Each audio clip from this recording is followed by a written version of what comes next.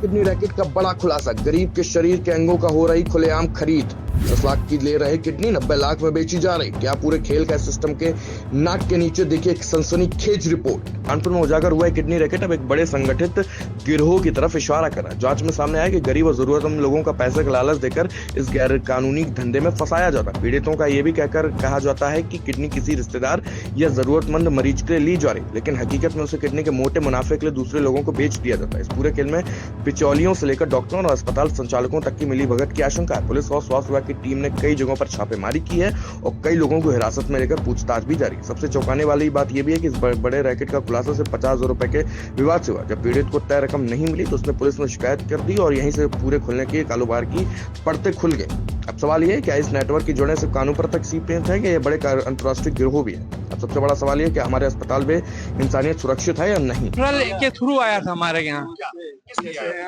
मैंने कहा कि जैसे कोई मरीज आता है तो बोला था कि एक मरीज भेज रहे हैं, तो इसके अलावा कुछ नहीं जानकारी है हमें। मरीज आपके आया था जी, मैं वहाँ पे नहीं था, मैं एक डॉक्टर साहब से साथ में थे जो मेरे पार्टनर, उन्होंने बताया था। ये कौन सी पैसा इससे पहले कितने ऑपरेशन करा चुके मैं नहीं करा चुका, मेरे कानपुर पुलिस और कानपुर मेडिकल डिपार्टमेंट द्वारा अब तक संयुक्त रेड में 6 लोगों को हम लोगों ने अरेस्ट करा है, जो मानव के अंगों का जो है ट्रांसप्लांट कराते थे अवैध ढंग से।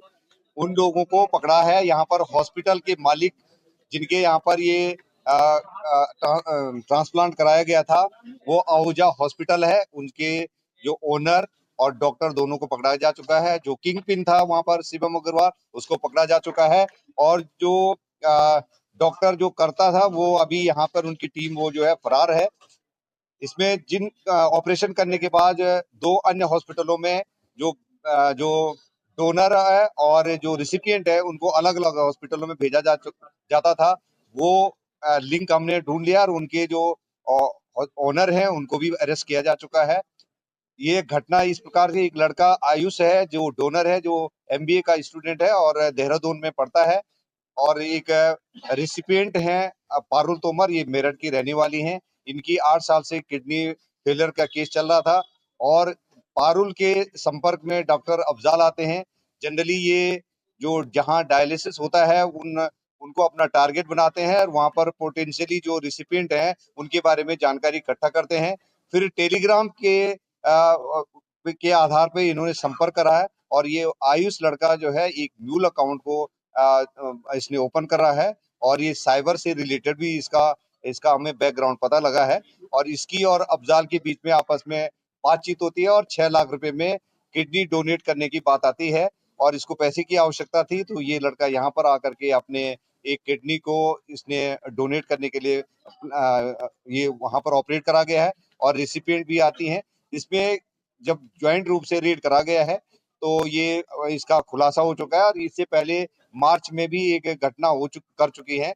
इस हॉस्पिटल में 7-8 लोगों का अब तक ये पता लगा है कि 7-8 लोगों का जो है किडनी ट्रांसप्लांट हुई है, जो इलीगल है और इसमें हम लोगों ने अभियोग पंजीकृत कर दिया है। ये भी और जानकारी मिली है शिवम की तरफ से कि यहाँ पर अन्य 6-7 अस्पतालों में ये डॉक्टर रोहित की टीम द्वारा ऑपरेशन कराया गया है और किडनी ट्रांसप्लांट की गई है। इसके लिए हम संयुक्त रूप से CMO साहब और हम मिलकर के इसमें जांच पड़ताल करेंगे और जो लोग इसमें सम्मिलित होंगे उनके खिलाफ विधिक कार्रवाई की जाएगी।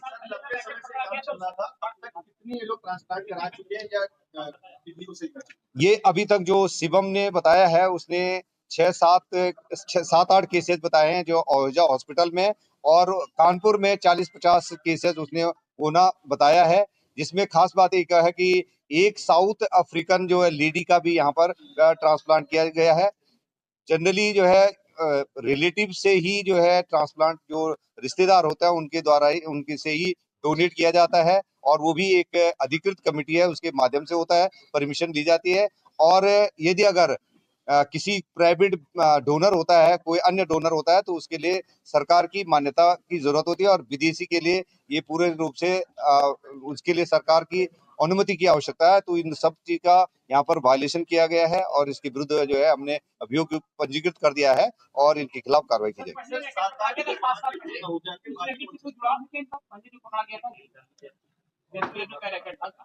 अभी उसकी जांच पड़ताल की जा रही है।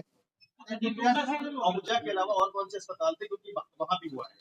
ये अभी हम लोगों के कुछ अस्पताल का नाम आए हैं, तो उन पे हम लोग जांच पड़ताल कर रहे हैं। संयुक्त रूप से सीएमओ साहब की टीम और हमारी टीम काम करेंगे, तो इसमें जो लोग इसमें लिप्त हैं उनके खिलाफ कार्रवाई की जाएगी। लंबे समय से इस तरह का जो सिंडिकेट पनप रहा था, क्या लगता है किसका संरक्षण था? ये अभी किसी भी का संरक्षण का नहीं लगे, बहुत ही गोपनीय ढंग से ये गतिविधि को अंजाम दिया जाता रहा है और कुछ इनपुट आ रहे थे, उस इनपुट के बेसिस पर हमने पूर्व में भी एक हॉस्पिटल को सीएमओ साहब को अनुरोध किया था, तो उन्होंने जांच पड़ताल करा है और उस हॉस्पिटल को बंद करा गया है।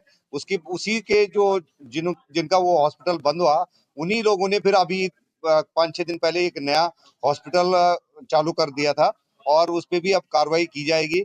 तो ये लगातार सूचनाएं मिलती है और हम लोग संयुक्त रूप से इसमें कार्रवाई कर रहे हैं। एलआईयू की रिपोर्ट या जो रिपोर्ट मिली थी उसी के आधार पर वो चेक किया गया था। जो पकड़े गए उनके ऊपर वो इलीगल कार्य में जो एक्टिविटी है वही होगी, क्योंकि इसकी समिति होती है और बराबर फाइल चलती है, उसके बाद प्रॉपरली होता है, उसमें वो कुछ हुआ नहीं है, तो वो तो अलग एक्ट हो गया, पनिशमेंट उसमें अलग टाइप का होगा। लेकिन जो अभी 3 हॉस्पिटल हैं, ये 3 में एक जिसका अभी बता रहे थे हम, जो उन्होंने पार्टनरशिप किया, वो हमें क्यों बताएगा कोई पार्टनरशिप हुई है? चल रहा है, लेकिन ना तो उसने हमको ऑनलाइन अभी अप्लाई किया है, ना उसने अभी हमारे यहाँ ऑनलाइन अप्लाई के साथ साथ ना हमसे रजिस्ट्रेशन। जब ऑनलाइन अप्लाई नहीं किया तो रजिस्ट्रेशन भी नहीं है।